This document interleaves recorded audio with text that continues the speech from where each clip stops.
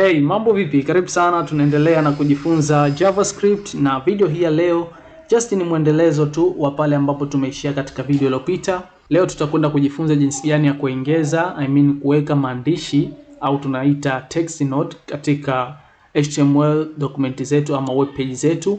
Lakini pia tutakwenda kufanya mfano mdogo tu ambao utatuonesha ile real interaction, the way unavyoweza kuongeza element kila ambapo mtumiaji anapobonyeza mfano button. Tutaenda kufanya mfano huo ili upate picha nzima ya baadhi ya method ambazo tumejifunza, the way ambavyo unaweza kuzitumia kufanya page zako kuwa dynamic, kuwa interactive. So twende moja kwa moja, na kama unavyoona HTML document yangu katika body kwa sasa hakuna kitu chochote, JavaScript yangu empty, hakuna script zozote ambazo nimeandika kwa sasa. So wacha nitengeneze mimi variable ambayo tuiite text, na leo nitakwenda kukupatia method nyingine mpya ambayo tukowahi kuizungumzia wala kuitumia. So kwa makini, document dot method yenyewe inaitwa create text node, then ndani humu unapitisha hiyo text yako, hayo maandishi yako. Kwa mfano mimi just hello. Hapa nilichoweza kufanya ni kuweza kutengeneza ama kuongeza maandishi haya hello katika peji yangu.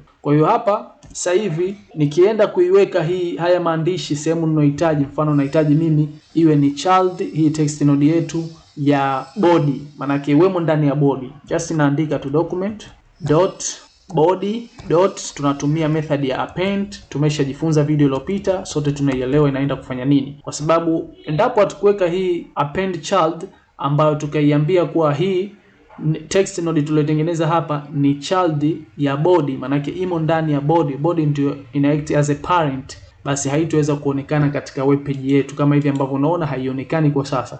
So nimetumia method ya append child, nitaweka mabano hapa, then humu ndani ya mabano wacha tuandike variable yetu hii ya text, na moja kwa moja tutaona ikidisplay katika browser yetu. Umeona sasa hivi imeweza kutokea hapa hello, hii ambayo tumeitengeneza hapa text node yetu. So ukirefresh utaweza kuona. Lakini pia ukija katika sehemu ya element huku chini, ukifungua body, ukifungua katika hii body utaona text node inaonekana hapa. Haina element yoyote, sio paragraph, sio heading. Just ni simple text ambayo tumeweza kuiweka katika page yetu. Unaweza kufanya hivyo kwa kupitia JavaScript. Lakini kwa maisha halisi huwa tunatumia element.text content ambapo una assign na hayo maandishi yako. Na maanisha nini?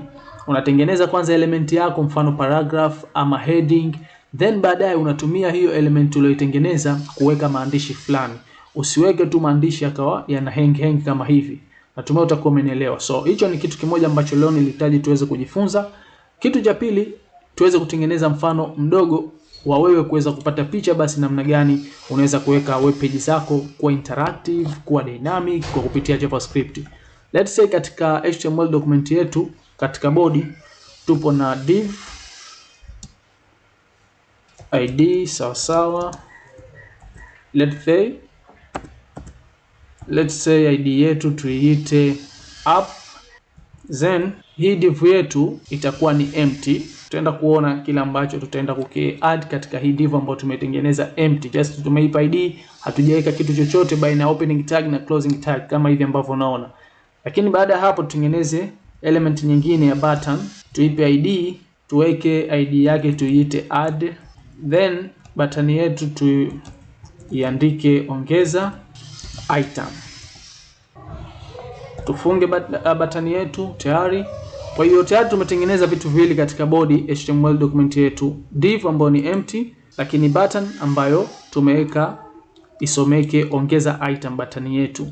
Na id kila moja tumeipa element zetu hizi, div id yake ni app, button id yake ni add. So tukija katika script tutengeneze variable zetu const app sawa document dot get element by id, then tuweke hapa jina la id yetu ambao tunaenda kuaccess hii div, tumeita app. Lakini pia tutengeneze variable nyingine ya button, add button sawa document dot get element by id, then tuweke hapa jina la ile button yetu, id yetu kwenye button ambao ni add kama hivi. So wacha tuende sasa tukatengeneze simple logic ya kuweza kuona jinsi gani tuna uwezo wa kufanya hii page yetu kuwa interactive, ambapo mtumiaji akibonyeza batani yetu ambayo tumeitengeneza kifanyike kitu fulani. Kipi ambacho tunahitaji kufanyika? Wacha tuweze kuona hapa kile ambacho tunaweza kukifanya. So wacha tutumie hii button. Kwa hiyo add button, jina la variable yetu. Okay, unapotumia hizi name, kama unatumia camel case basi hakikisha unaandika hivyo. So button, so add button dot add event. Hiki ambacho nakitumia hapa bado hatujajifunza, tutakuja kujifunza muda so mrefu katika video za mbeleni hapo. Add event listener.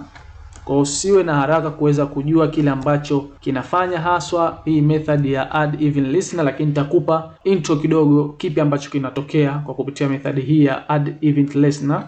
So hapa click just a message to then comma.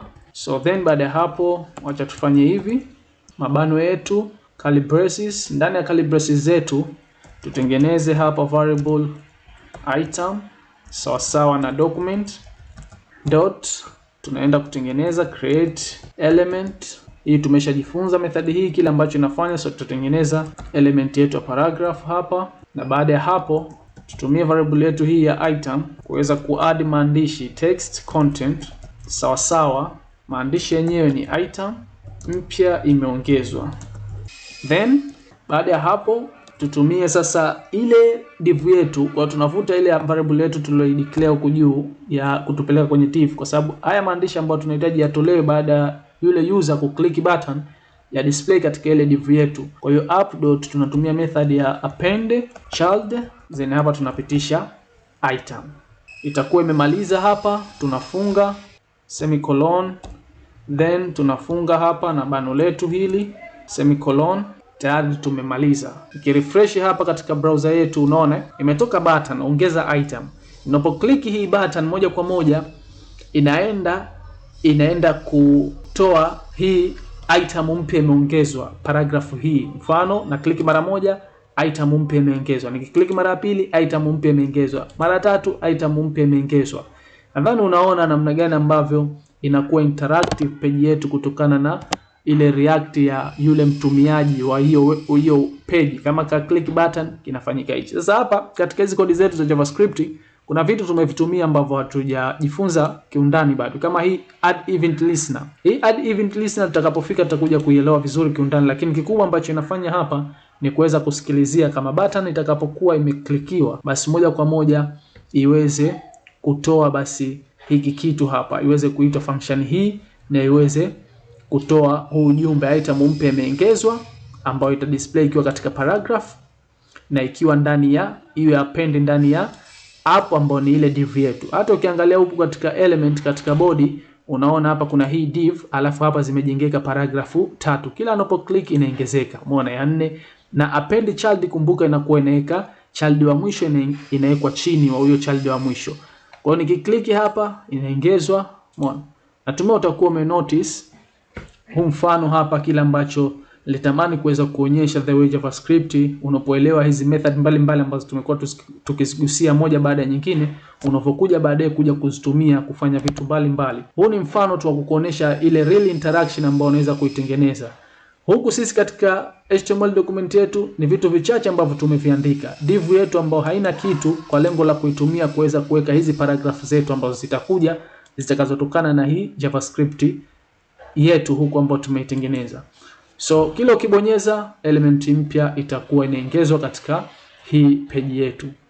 Sina la ziada leo katika video hii. Kikubwa ambacho nimehitaji kufanya ni kukamilisha pale ambapo tulishia video iliyopita lakini hatukumaliza, na natumai umeweza basi kupata kitu kipya kupitia video hii. Tukutane wakati mwingine. Una swali lolote, sehemu hujanielewa, unaweza kuniambia katika sehemu ya comment. Video inayofuata nategemea tutakuja kujifunza namna gani ya kuondoa element, remove element katika DOM ama katika page yetu, unaweza kusema hivyo pia. Kwa hiyo usiwe mbali, hakikisha unafuatilia mtiririko huu ili usiweze kupitwa na kitu chochote kile ambacho tutaweza kukikava. Usiwe ni mtu wa kuruka kutoka katika video moja kwenda katika video nyingine na ukaruka video ambazo pengine umeona uvivu kuweza kuzitazama. Inaweza ikakukosti kwa sababu hivi vitu kuna method nyingine tutazitumia ambazo tutajifunza katika video hizo. Ukiwa hujaziangalia inakuwa kidogo tatizo. Asante sana, tukutane video ijayo.